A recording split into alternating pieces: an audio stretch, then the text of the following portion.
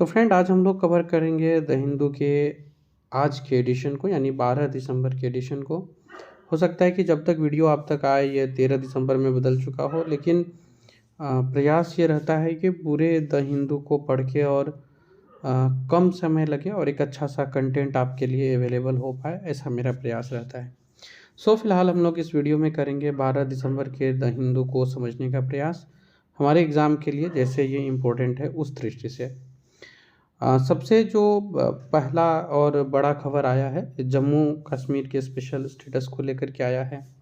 Supreme court ने इसे upholds रखा है और जो सरकार का इंटेंशन था उसको सही बताया है, जो सरकारी प्रयास थे उसको सही बताया, और साथ ही साथ सरकार को निर्देश भी दिया है कि आप जल्दी इलेक्शन कराएं और इसको अगर आपने स्टेटहुड दिया है तो वो प्रोसेस प्रैक्टिकली भी इसे शुरू किया जाए। तो ये बहुत इंपॉर्टेंट न्यूज़ है हमारे लिए।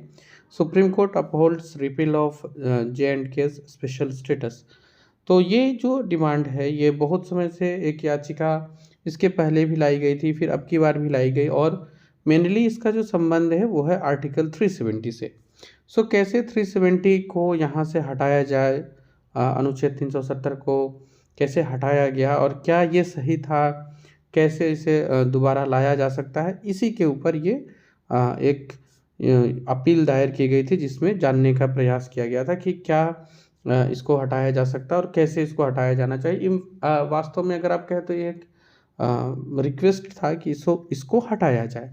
तो एक तो ये इम्पोर्टेंट हम लोग के लिए हो जाता है कि ये हटाया कब गया था, तो 5 अगस्त को, और वो आपको पता होगा अच्छे से।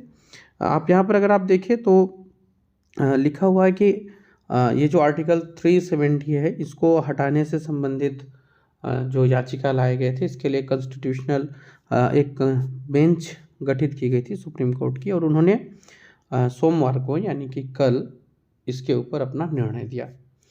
अब इसके जो की पॉइंट्स रहे हैं वो ये रहे हैं कि आप उसको चाहे तो नोट डाउन कर सकते हैं। पहला तो ये कि सुप्रीम कोर्ट ने इस बात को मेंशन किया है कि ये जो आर्टिकल 1 है ये अपने आप में ही इस बात की व्याख्या करता है कि भारत का जो भी पार्ट है वो सारा का सारा पार्ट भारत के अंदर समाहित है। तो ऐसे में अगर जम्मू और कश्मीर भारत का हिस्सा है तो बाय डिफ़ॉल्ट ही एक भारत का अपना इंटीग्रल पार्ट हो गया।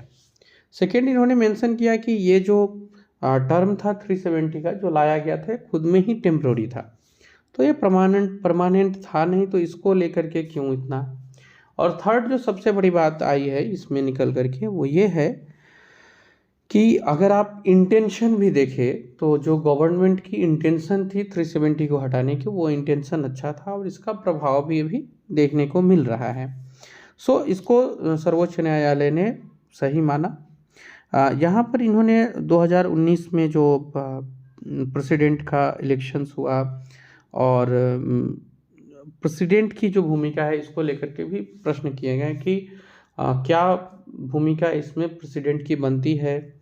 तो आया कि जैसे कि पहले मेंशन था कि इसमें जो है वो विधानसभा का कुछ जब तक कि निर्णय नहीं होता है इसको नहीं माना जाएगा। तो इस पे भी सर्वोच्च न्यायालय ने इस बात को कहा कि नहीं, प्रेसिडेंट के पास जो पावर है वो तो अपने आप में एक पावर है ही, उसको तो आप क्या बोलते हैं उसको सरपास कर ही नहीं सकते। जो प्रेसिडेंट का पावर है वो तो है ही, और ये पूरी तरह से संवैधानिक तरीके से किया गया है। आप इसको मैं इसमें कुछ पॉइंट्स आपको मेंशन कर दूं, जैसे यहाँ पे इंटीग्रल सोवरेनिटी इस वर्ड का चर्चा किया गया है और बताया जा रहा है कि Jammu and Kashmir does not have any internal sovereignty different from other states and its status under article 370 is only a form of एक जो इनको दिया गया था वो परमानेंट कोई 370 नहीं दी गई थी।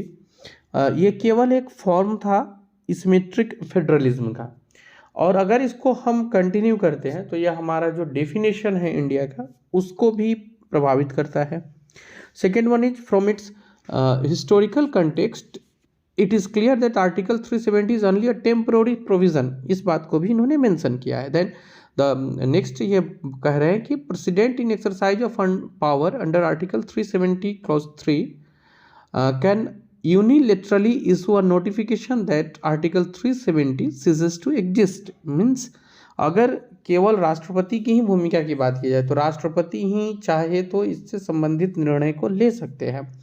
When the Constitutional Assembly was dissolved, it did not affect the President's power to declare it inoperative। तो इसमें उनके पावर के साथ भी कुछ छेड़छाड़ नहीं किया गया।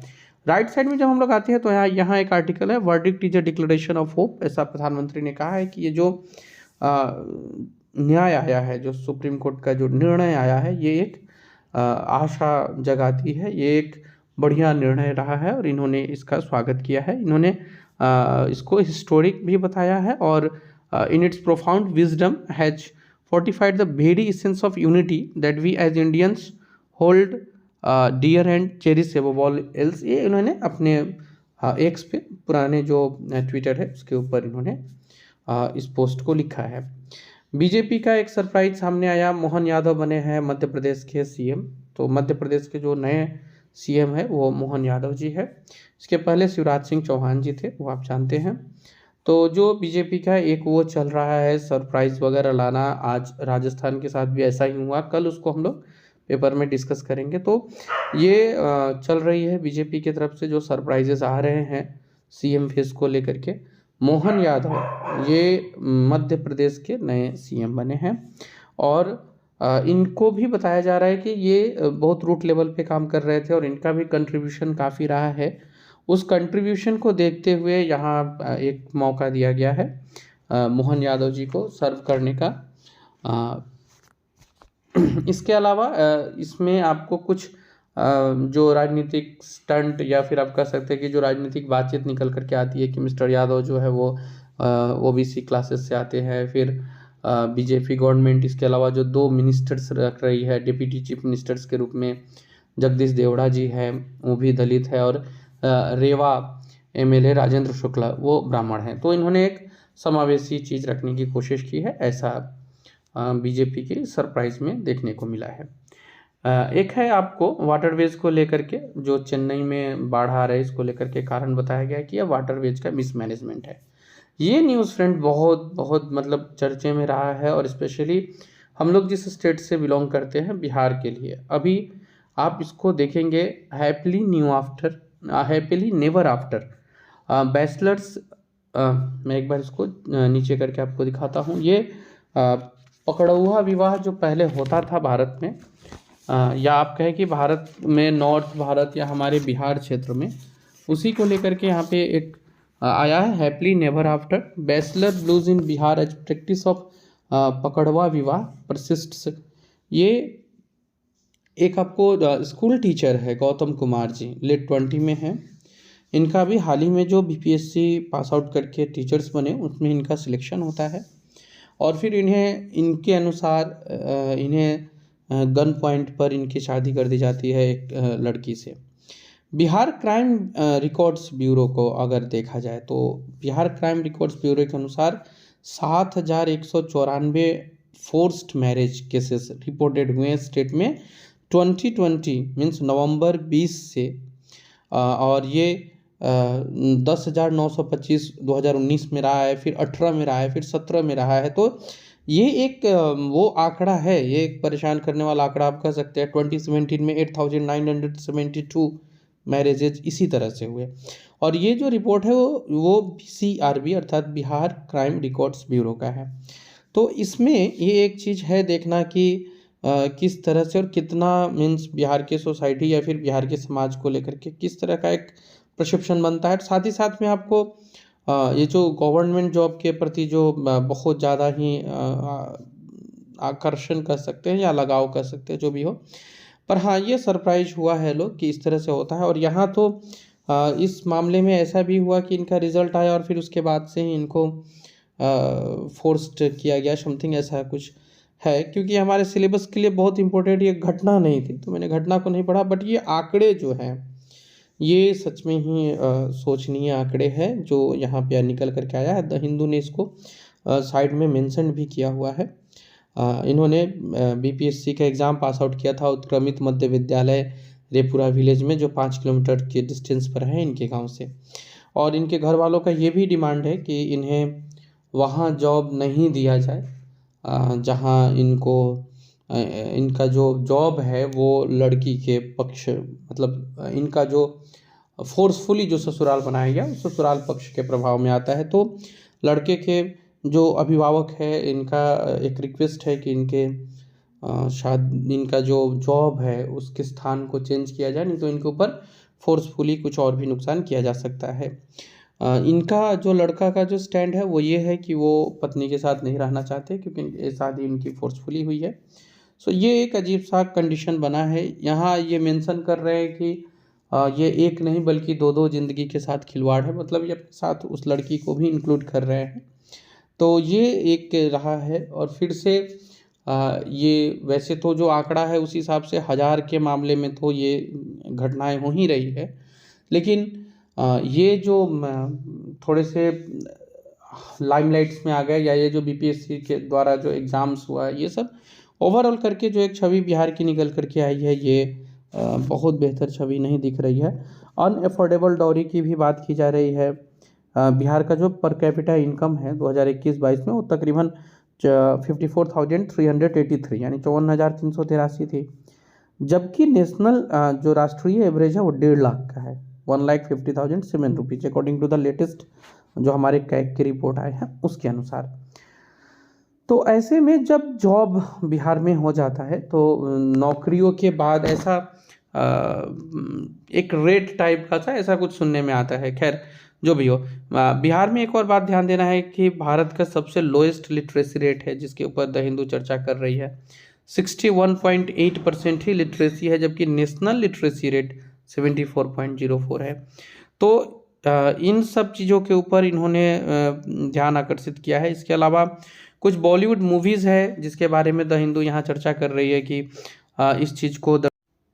इस चीज़ को दर्शाने के लिए कुछ बॉलीवुड की फिल्म भी बनी। आपको नीचे वाले आर्टिकल में दिखेंगे several Bollywood movies like national film award winner Antardwand, comedies film थी जबड़िया जोड़ी, अतरंगी रे। इसके अलावा बहुत सारे टेली सीरियल्स भी बने हैं लाइक सबकी जोड़ी वहीं बनाता, भाग्य विधाता, एंड ड्रामाज लाइक घर एक सपना, दो कदम दूर, और इस तरह के कुछ प्रोग्राम्स लाए गए हैं इस स्थिति को ध्यान में रखकर। सो यहाँ से आगे बढ़ते हैं। आगे आते हैं, एक न्यूज़ है रिटेल इन्फ्लेशन को लेकर। हमारी जो फाइनेंस मिनिस्टर है इनका एक स्टेटमेंट आया है कि जो रिटेल इन्फ्लेशन है वो अभी स्टेबल स्थिति में है। एफएम ने इस बात को असर्ट किया है कि जो इन्फ्लेशन है ये एक्सेप्टेबल लिमिट्स में है। 2016 का जो एक टॉलरेंस बैंड था इसको इन्होंने चर्चा किया है। फिर ये बता रहे हैं कि निर्मला सीतारमन जो है ये रिटेल इन्फ्लेशन के लिए इसको स्टेबल बताई है। और आरबीआई का जो नोटिफाइड टॉलरेंस बॉन्ड है कि कितना परसेंटेज तक होना चाहिए मुद्रास्फीति, तो ये 2 to 6% है, ये आप याद रखिएगा इकोनॉमी के लिए। 2 से 6% की है और अभी भारत उसी के इर्द गिर्द घूम रहा है। और इन्होंने ये भी बताया है कि जो अभी हमारी स्थिति है इसमें हम लोग स्टेबल होने के साथ साथ एक अच्छे फ्यूचर, एक अच्छे भविष्य का भी वो रख सकते हैं, अपेक्षा रख सकते हैं। ये थे आज द हिंदू से। हम लोगों ने हालांकि एडिटोरियल को नहीं कवर किया है, इसको हम लोग एक सेपरेट वीडियो में ही पूरे एडिटोरियल को लेकर के हम लोग सेपरेटली बात करेंगे। फिलहाल आज के लिए यही है। होपफुली मैं हिंदू को जो ज़रूरी लगा उससे डिकोड कर पाया और आपके लिए लाभदायक होगा। थैंक यू, मिलते हैं अगले